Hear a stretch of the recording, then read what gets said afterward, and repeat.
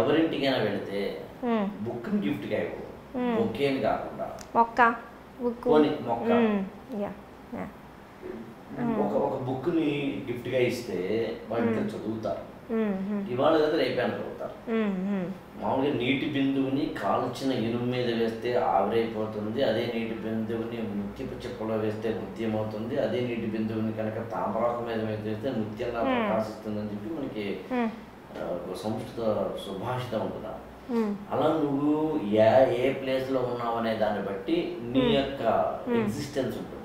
ఉమ్. అందుకే మనం పిల్లలకి కనుక లైబ్రరీని క్రియేట్ చేస్తే ఇంట్లో, మనం పిల్లలకి కనుక ఏదైనా ఒక వరల్డ్ మ్యాప్ కానీ లేకపోతే కనుక ఏదైనా ఒక ఇండియా మ్యాప్ కానీ ఇస్తే, ఉమ్, ఉమ్, మనం కనుక పిల్లలకి వారానికి ఒకటైనా కానీ ఒక మనకి తెలిసిన ఒక ఫోటో, అది అంబేద్కర్ది కావచ్చు, స్వామి వివేకానంద కావచ్చు, అబ్దుల్ కలాం కావచ్చు, ఝాన్సీ లక్ష్మీబాయి కావచ్చు, లేకపోతే రాణి రుద్రమదేవి కావచ్చు, లేకపోతే కనుక ఎవరైనా కానీ దేశానికి ఉపయోగపడిన వాళ్ళకి మార్టిన్ లూథర్ కింగ్ లాంటి ఇంటర్నేషనల్ వాళ్ళకి తీసుకొచ్చి ఇస్తే ఉమ్.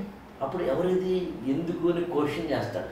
అవును, ఆ క్వశ్చన్లోంచి బ్రెయిన్ ఇంప్రూవ్మెంట్ అవును. లెర్నింగ్ గ్రౌండ్లోకి వెళ్తాడు. ఇంకా వాట్, వై, వేర్, హౌ క్వశ్చన్సే రావాలి ఫస్ట్. క్వశ్చన్ చేస్తాడు. అప్పుడు కొంచెం అతను ఆమె డెవలప్ అవడానికి అవకాశం. అవును అవును.